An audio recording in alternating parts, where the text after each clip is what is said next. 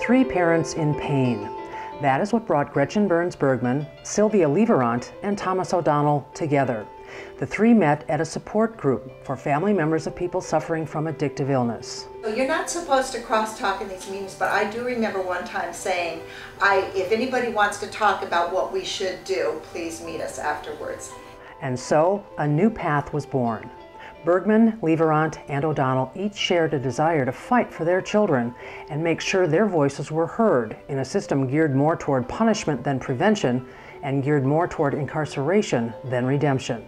We did not only get together, the three of us, we invited people that of several walks of addiction that knew doctors, other parents, people that knew more about addiction that were trying to help us.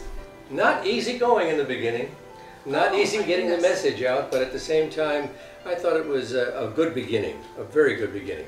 The new friends quickly outlined a three-pronged approach for a new path. Advocate for treatment instead of incarceration, increase access to treatment for inmates already behind bars, and fight for transitional services for people recovering from addictive illness. It was the first goal, treatment, not incarceration, that quickly became the focus for a new path thanks to a proposition on the November 2000 California ballot. When Proposition 36 came along in 2000, we were already being pretty loud here in San Diego. Prop 36 called for mandatory treatment instead of prison time for people charged with nonviolent drug possession offenses. It passed with more than 60% of the vote.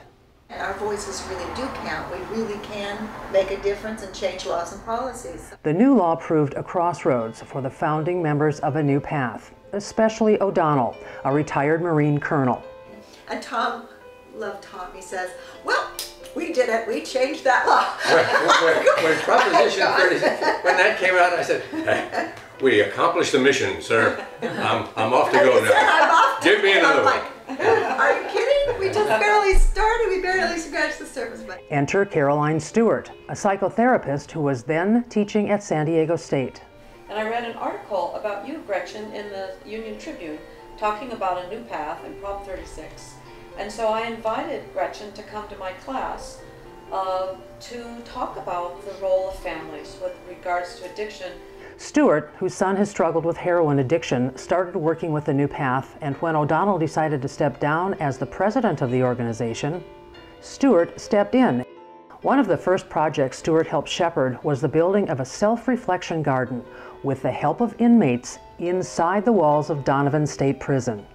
I remember I handed a certificate to one of the men and I gave him a hug and he said, "Oh, thank you so much, Caroline. No one has hugged me in 20 years.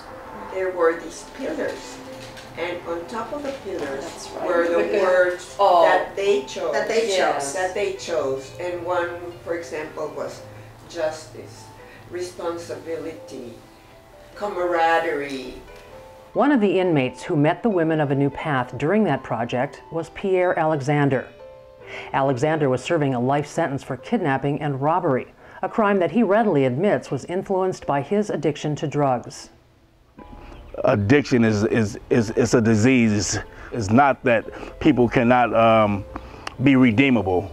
Bergman kept in touch with Alexander in the years that followed the Garden Project. And when Alexander completed a prison addiction treatment program and earned his parole in 2006, he asked to be released in San Diego so that he could work with a new path. Definitely. I believe in second chances. I believe in not giving up on people.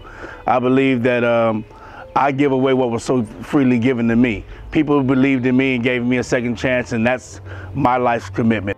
It takes a community of people understanding this, of helping one another, getting the proper services, and it has to start with compassion.